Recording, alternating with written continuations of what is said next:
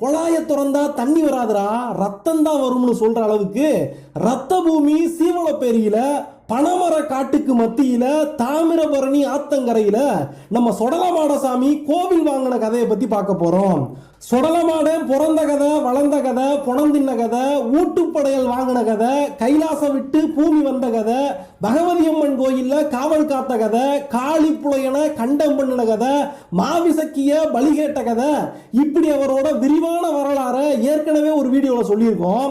இன்னைக்கு மலையாள மண்ணை விட்டு கொட்டாரக்கரை பகவதி அம்மன் கிட்ட பர்மிஷன் வாங்கிக்கிட்டு நம்ம சொடலா மறுபடியும் தமிழ் மண்ணை மிதிச்சு எத்தனை இடத்துல நிலைய வாங்கினாலும் எக்கச்சக்கமா பீடம் வாங்கினாலும் தலைமை பீடம்னு சீவலப்பேரியில இவர் எப்படி வந்து உட்கார்ந்தாருங்கிற சுவாரஸ்யமான வரலாறை பார்க்கலாம். முதல்ல சீவலப்பேரி அப்படிங்கிற இந்த ஊருக்கு என்ன அர்த்தம்னு தெரிஞ்சுக்கலாம்.